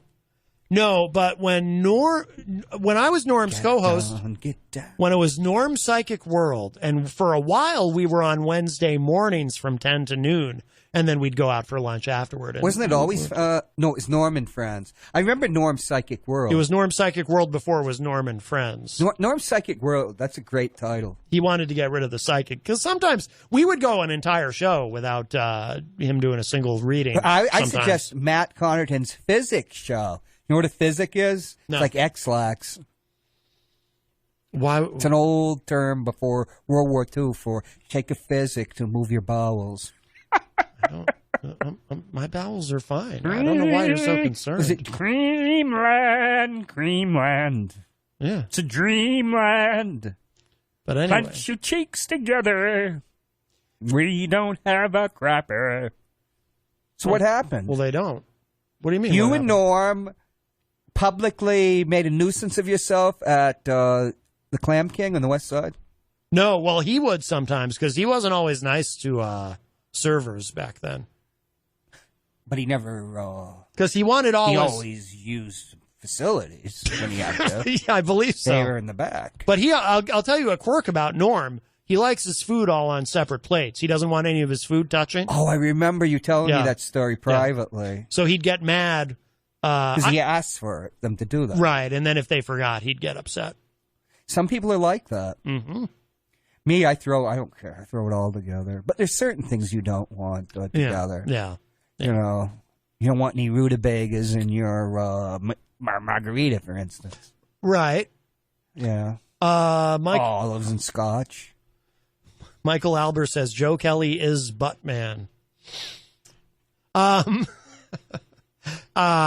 Is this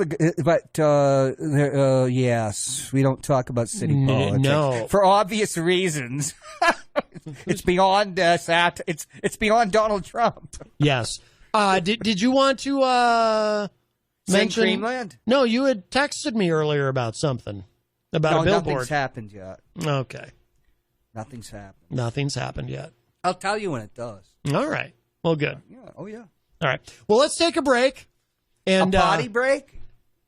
Maybe. Why are you so concerned? A bucket. Well, there's a bathroom key. You know that's only for the humans, Matt. I pass. Oh. Michael Albert says, Joe Kelly put up $100 of his ambulance. Okay, I'm not gonna read that on the show. Did Michael, Joe bailed you out? But that is funny.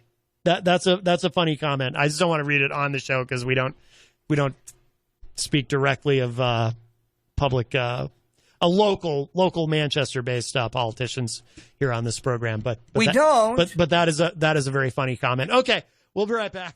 I'm on my Bluetooth. I'm pulling into Ghetto Basket right now. Oh my God! You hear that Matt's been accused of being the mad crapper of Manchester? It was terribly distressing. Fortunately, it turns out they caught the person who did it, so I have been vindicated. I guess Joe. What happened? They caught the Creamland pooper. She has been caught. People were thinking it What was is the Matt. cream? Go ahead. What is all this anyway? The Creamland pooper. She pooped in front of the front door of Creamland. Creamland. Oh, the ice cream joint over by the baseball place. Yeah, some soft serve. Yeah, some soft serve. Yes, chocolate. But they caught her. She has been caught, and I have been vindicated because I was getting these voicemails from people. Paul Cormier. Wait a minute. This is in the news. Somebody dropped a deuce at Creamland. Yes. And but for one of your intrepid clients, Joe Kelly, she might have gone uncaught, and that might be still living in shame. Not even close to your mic. I'm not? No. Well, Paul. There we go. That's But better. for the intrepid detective work of one of your clients, Joe Kelly, the girl might not have been caught who laid the deuce at Creamland, and Matt Connarton might still be toiling under a cloud of shame as the Creamland pooper. It's been a very stressful day. Did they? What was it? Somebody who did it like overnight or during business hours while they were online waiting for a cone? I mean, how did this happen? I'm a little unclear on that. Apparently, it was not a customer, so I assume it was overnight. They got a picture of her buns. Yes. You're really far from your mic again. Oh, they got a picture of her buns. Yes. I guess the tattoo. Somebody got a picture of her doing it? Yeah. Yeah. Maybe it was the tattoo that gave her away. Sexy, huh? If you're into that. Oh, God. Wow. Yeah, that's the only word for it, huh? Yeah. She besmirched Creamland's reputation more than Matt has done. That's right. Or Easy G. Yes. Well, that I can tell you right now, that will definitely not be going in one of my Manchester videos. Oh, Michael Albert says it was caught on video, and now Creamland. Oh, and Creamland is closed for the season. Oh, Thank God. They close early. Michael also said it better it be soft serve than Rocky Road. I would have to agree. Yes. Was Easy G ever a suspect? Probably. Well, he is very masculine. And they did fire him, probably. Have you ever seen his buttocks? I haven't. He's never dropped trow here in the studio? No, but I assume it's rock hard. Rock hard buttocks. Well, a woman doesn't have rock hard buttocks. No. Well, she shouldn't. Not really. Yeah. I hope not. What do you think, Paul Cormier? Easy G and Priscilla, we're trying to get those two crazy kids together. As a couple? Yes.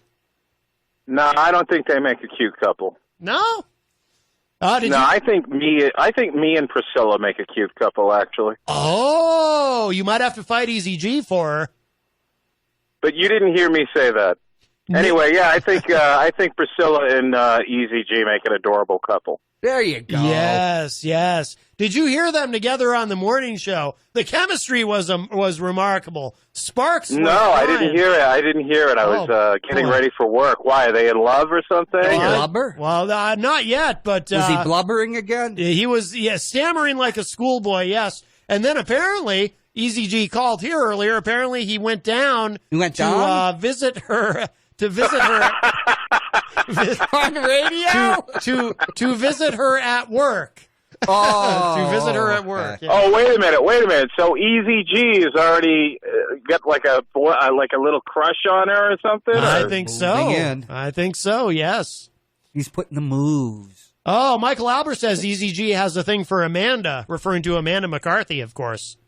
Well, that's true. Well, yeah. Is that the Free Stater up in the Concord, the State House? No, Amanda's a singer-songwriter. She's Oh, I thought that's who we were talking about. Priscilla's the actress. Correct. I was on, the last time I was on the morning show she was on. Isn't that the one that he cried over, Amanda? Amanda McCarthy, yes. Oh. I don't know why. There it is, yes.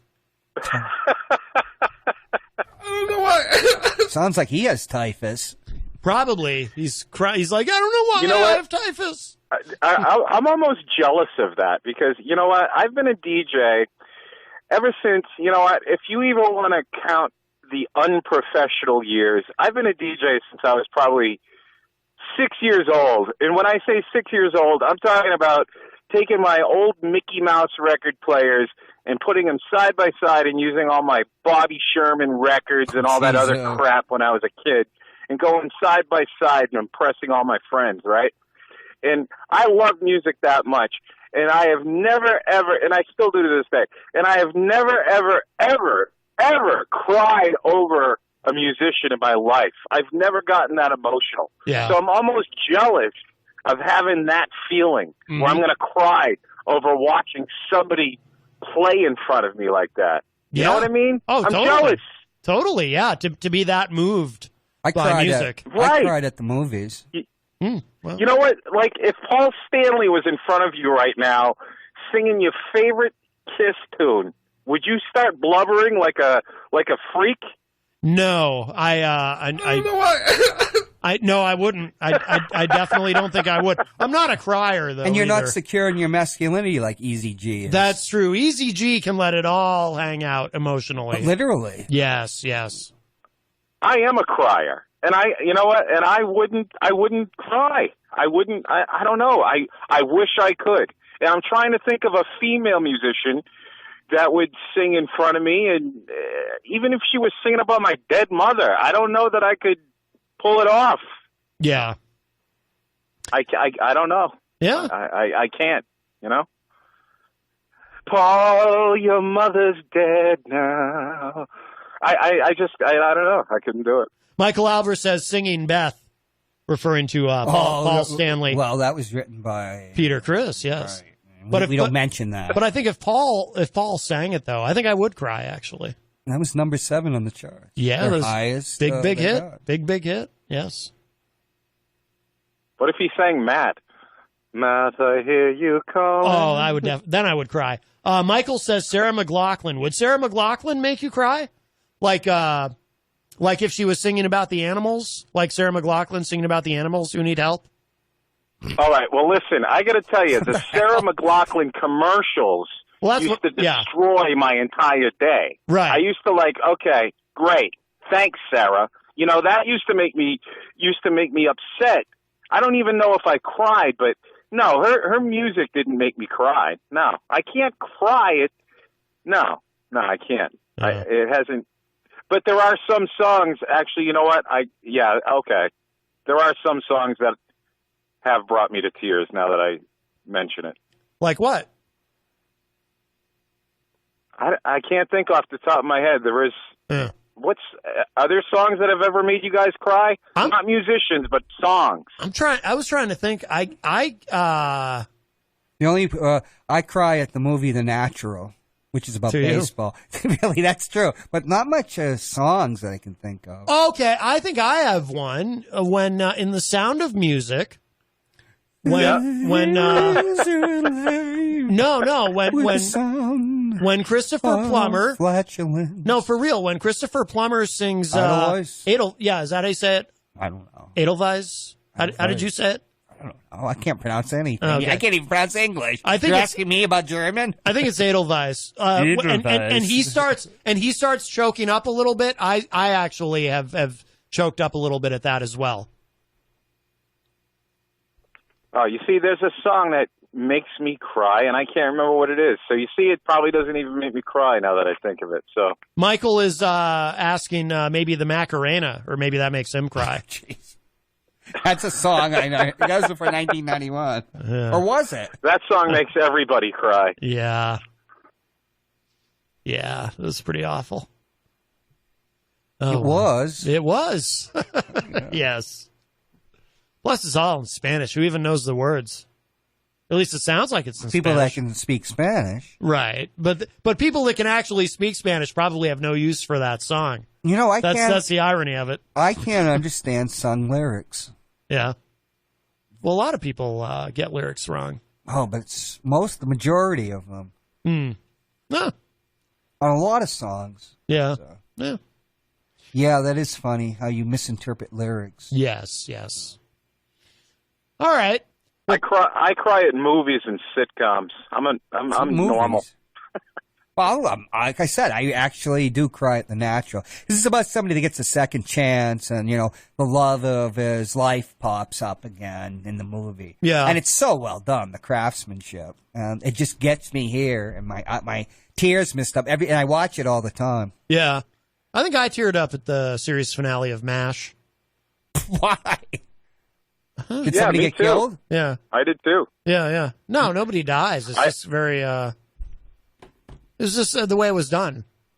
Yeah. Yeah, when they all say goodbye, man. I mean, there are several different episodes of MASH where I bawled my brains out. Not just the final episode.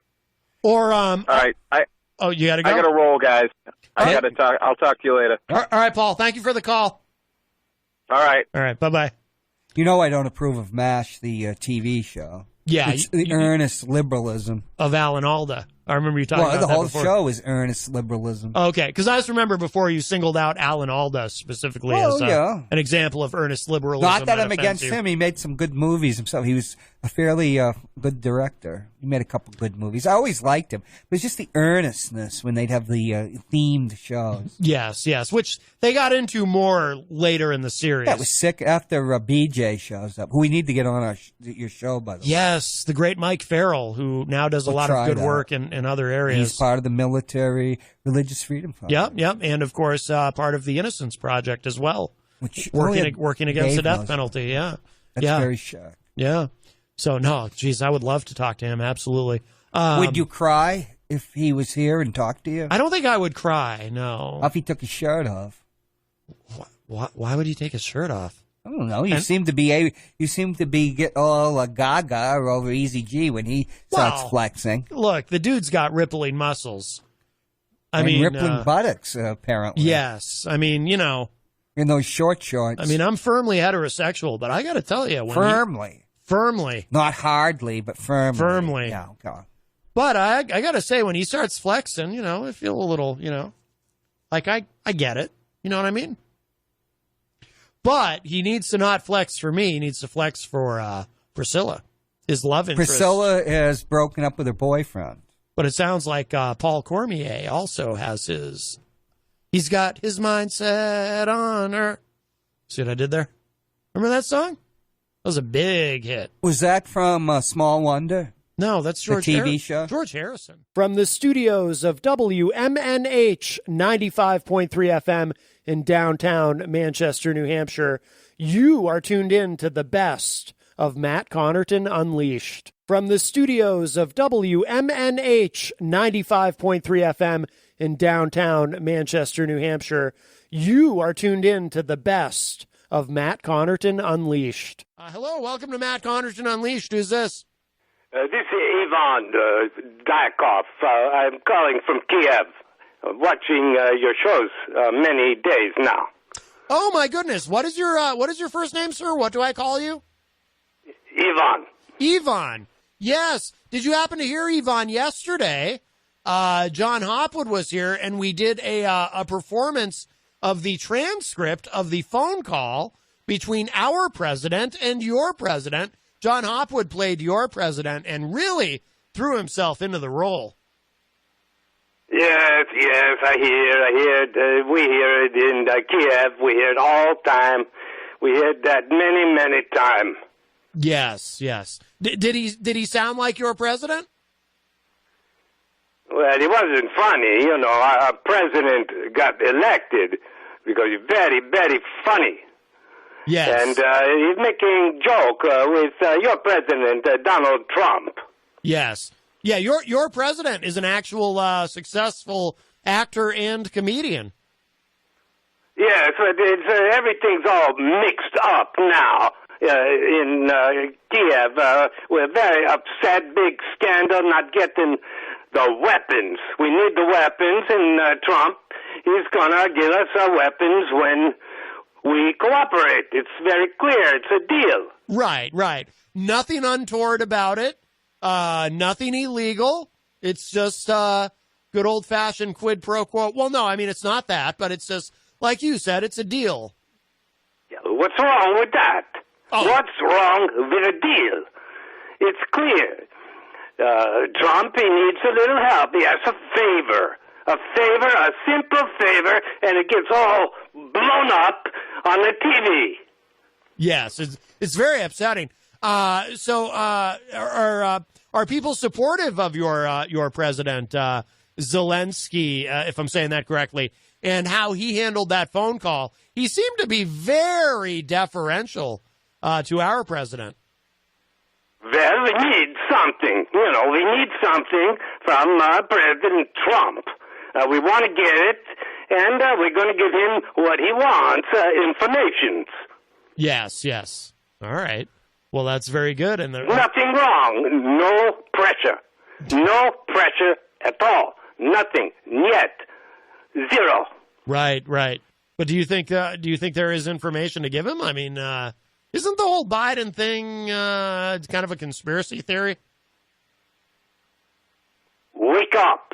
Wake up, Matt. Wake up. Oh. Mr. Biden, politician, right? They lie. Yes, that's true.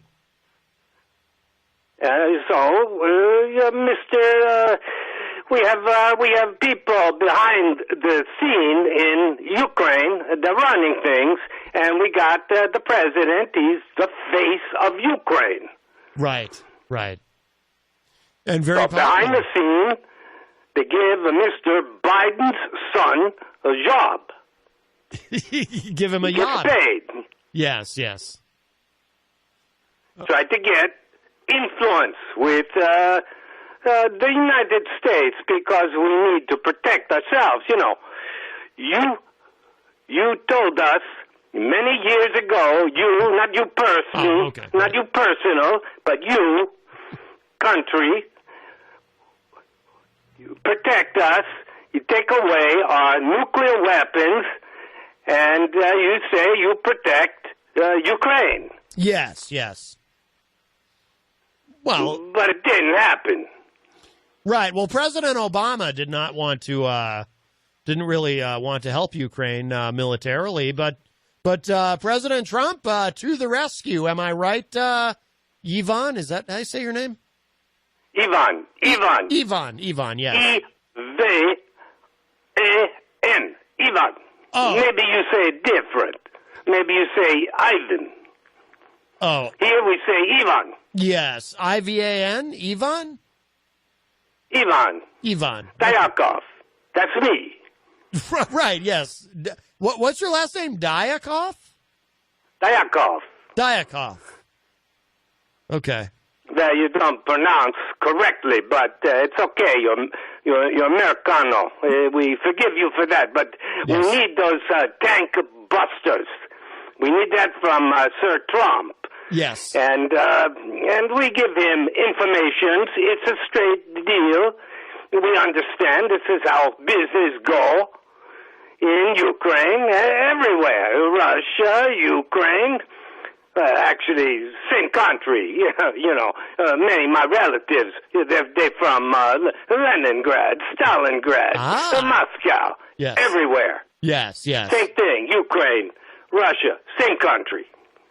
Now, is President Trump, I would imagine he's probably very popular in Ukraine because of the assistance that he's offered, correct? He get more popular when we get the tank busters. Yes. We need the tank busters, so we send our president, face of Ukraine, to talk with Sir Donald Trump. Yes.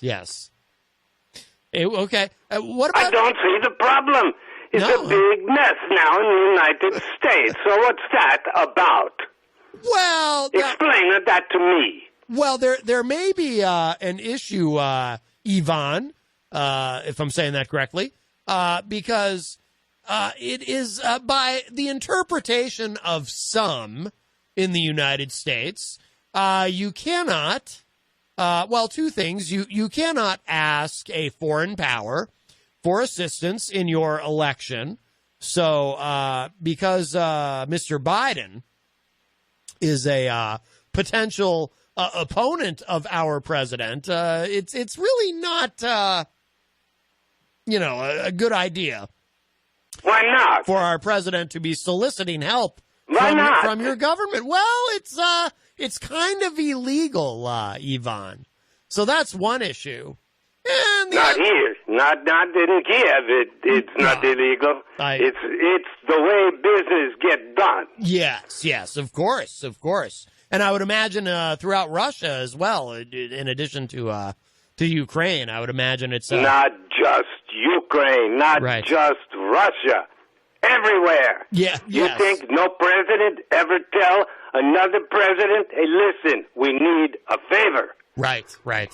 You give favor, we help you out. It's very clear. Well, very legal. That's the other issue, though, Ivan. Our laws are a little more strict here, so there can't really be a quid pro quo where our president says, we'll do this for you, but first your president has to do us this favor. That also is frowned upon. There are different interpretations of how that works and how sticky a widget that may be. To use an American colloquialism that you're probably not familiar with in Ukraine, but I think that I think that that's really the crux of the issue here, Ivan. But Matt. Yes. I think you play a funny song about Ukraine, but we know that song here. It's about cocaine. Maybe you using too much cocaine up your nose to not understand how business gets conducted. You got to give something to get something. It's a transaction. Right. The United States know that very well. Yes. Well, boy, that's for sure. And one hand washes the other, correct? I mean, that's a colloquialism that I think everyone knows globally. Exactly. Yes. Exactly. Yes. That's what I'm saying. I don't understand impeachment. Big mess in Congress. Trump tried to help our country out. We need the help, and then we're going to give him what he needs to stay in power. Right. Nothing wrong with that. Right. Perfect. Well, I mean, again, we are a nation of laws, Ivan. Nation of laws, schmaws, daws, stupid deal. Stupid. Your fake news is messing everything up. It's messing everything up, and you're watching too much. You're watching, the CNN. You should be watching news in Ukraine. Then you understand. We got the big bear in our butt. Taking a piece of our country. It's crazy, so we need the tank busters, and we make a deal. I don't understand the big commotion with the Democrats and the New York Times and the Washington Post. They think they got a big elephant. Right. But it's just a tiny little mouse. It's a little deal. You need to clean up your opinions about what's going on in Ukraine. We're a country. We do our best. We're trying to make a deal. We send over our president, and now look at the big mess. They think they got something. They got nothing. They got nothing. Zero. Well, do you really believe that the bear is at the door, so to speak? Do you feel that you're in danger from being invaded? Bear at door? Are you kidding? Is this a joke? Well, I mean, they're up our butt. They take a big chunk of Ukraine. Right. And you play a funny song. Da da da da da da da. Ukraine. You play. It's no joke. Right. We need the tank busters, and we need your help. Right.